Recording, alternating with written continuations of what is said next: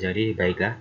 Nah, jadi di sini ataupun pada kesempatan ini di sini saya akan menjelaskan ya, menjelaskan mengenai yang namanya sebuah penerapan ya, sebuah penerapan SCM ya, seperti yang kita lihat pada topik tentang penerapan supply chain management di dalam mengatur jumlah persediaan obat pada apotik Mulia Jaya di Kota Kupang.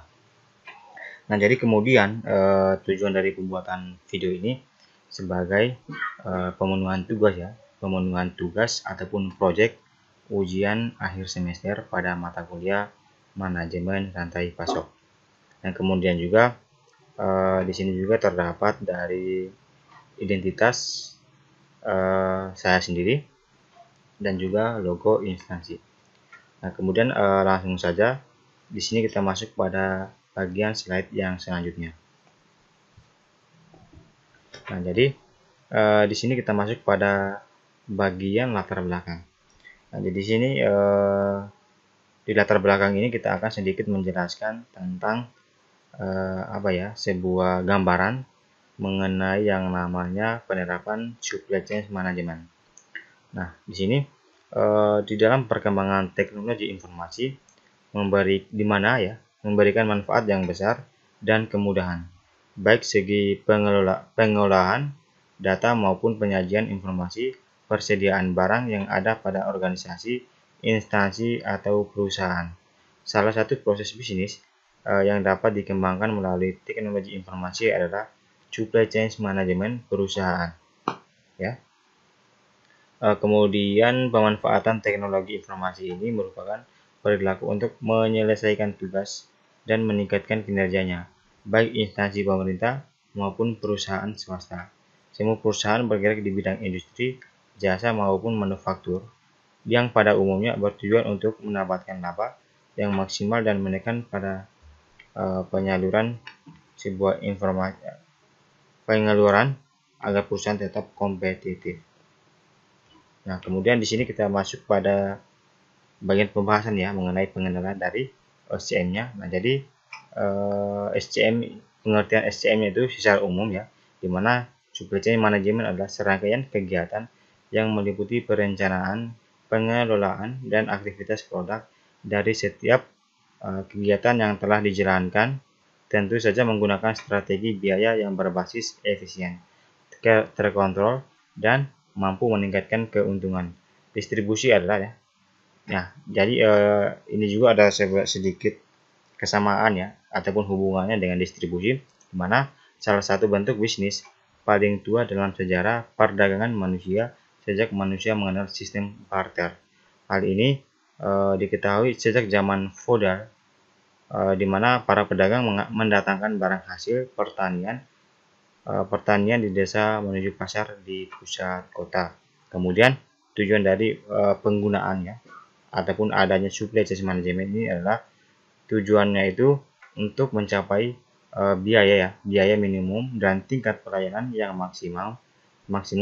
Manajemen rantai pasok supply chain management mempertimbangkan segala fasilitas yang berpengaruh terhadap barang atau jasa yang dihasilkan dan biaya yang diperlukan dalam memenuhi kebutuhan konsumen. Kemudian memenuhi kebutuhan konsumen dan menghasilkan keuntungan bisa memenangkan persaingan pasar.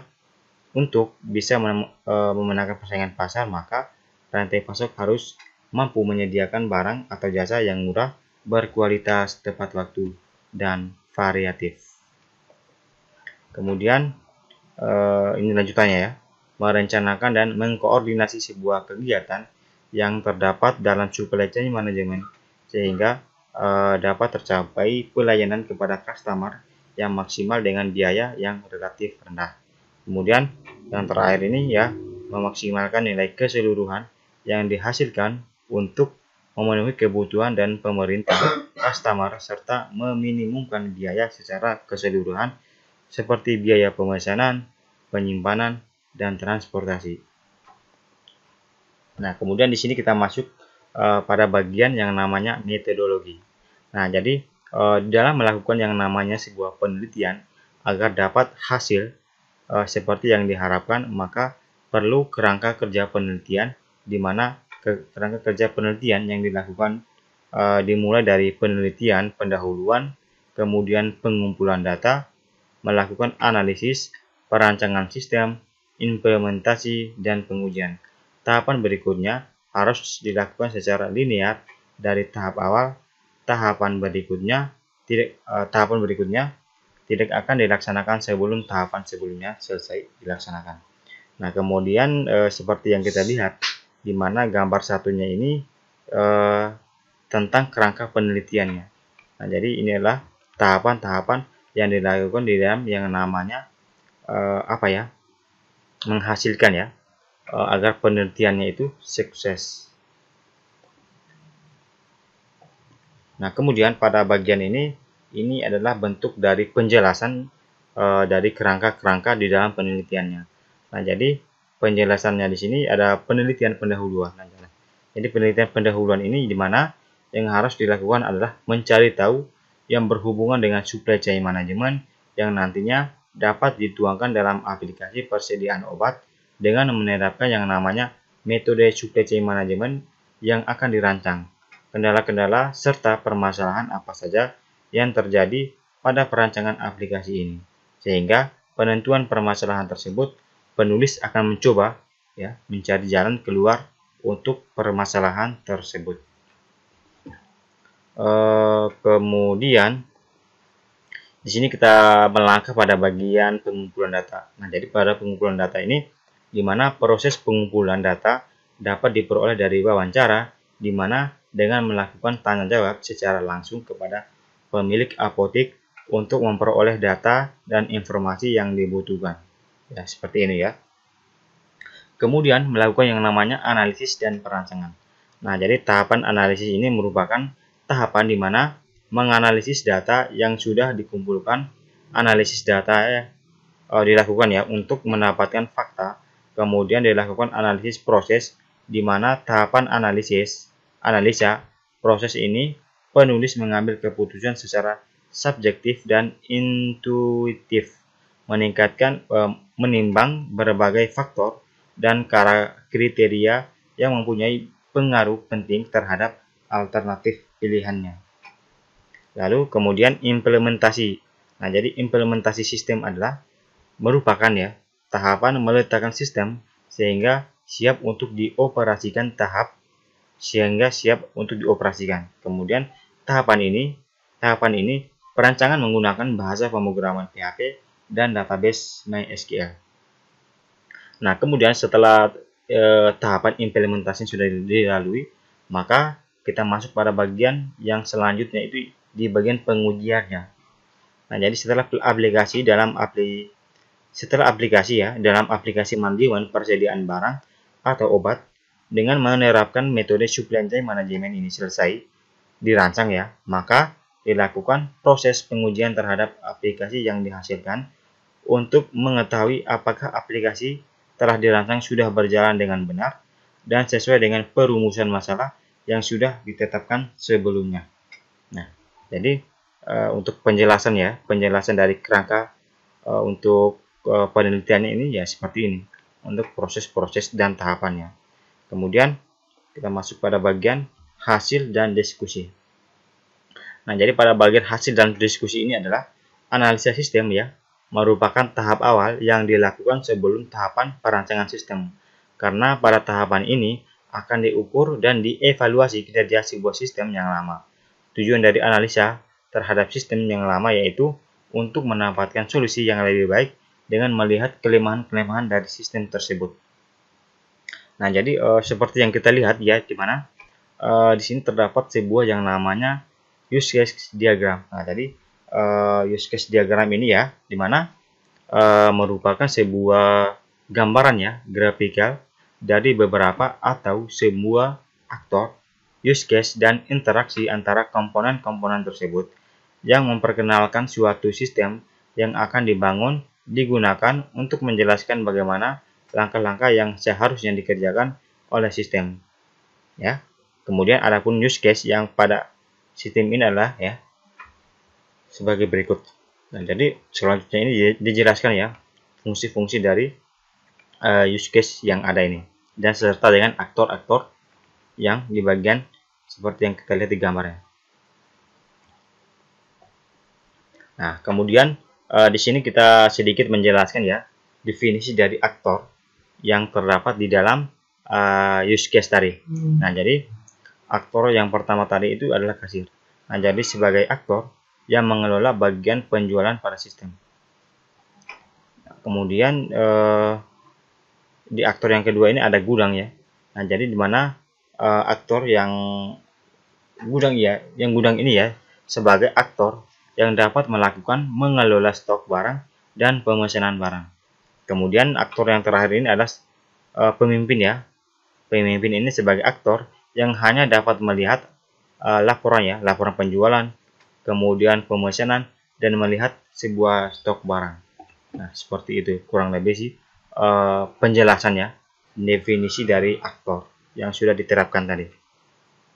Kemudian di sini kita menjelaskan lagi yang namanya definisi ya, use case dan perannya. Tadi itu tentang aktor, sedangkan di sini kita dijelaskan lagi untuk use case dan perannya. Nah, jadi di sini ada home ya. Di sini home itu dimaksudkan adalah tampilan awal ya saat pertama kali login ke sistem. Kemudian setelah login ya ke halaman login. Nah, jadi halaman login ini adalah halaman untuk mengubah ya hak akses user ke level yang lebih tinggi. Nah, setelah melakukan yang namanya login, data obat ya. Nah, kemudian pada data obat ini halaman bagi gudang untuk menginputkan dan melihat data obat. Lalu kemudian data kategori. Pada halaman ini bagi gudang untuk menginputkan dan melihat data kategori obat. Lalu data supplier. Nah, jadi halaman ini gudang ya untuk menginputkan dan melihat data supplier obat. Lalu data pemesanan. Halaman ini halaman bagi gudang untuk menginputkan dan melihat ya transaksi pemesanan oleh pemesanan obat ke supplier. Kemudian transaksi pemesanan. Halaman ini bagi gudang untuk melakukan transaksi pemesanan obat ke supplier. Lalu laporan pemesanan, halaman bagi gudang untuk melihat dan mencetak ya data transaksi pemesanan obat ke supplier. Data penjualan. Nah, jadi data penjualan ini di mana halaman bagi kasir ya untuk melihat data transaksi penjualan obat. Transaksi penjualan.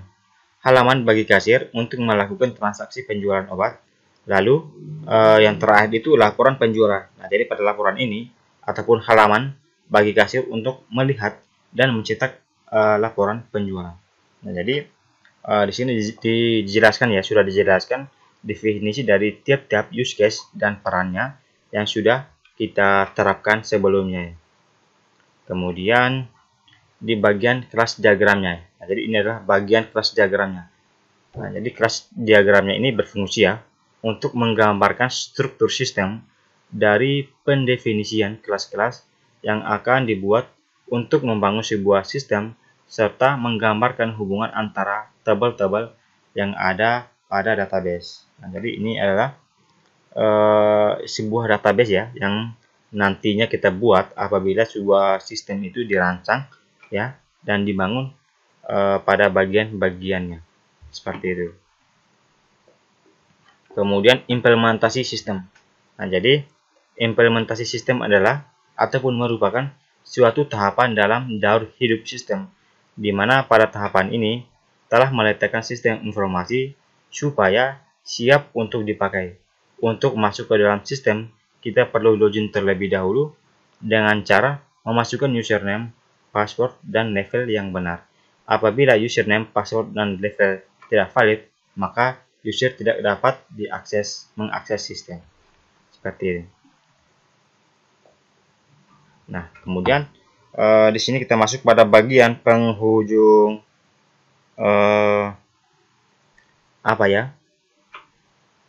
penjelasannya.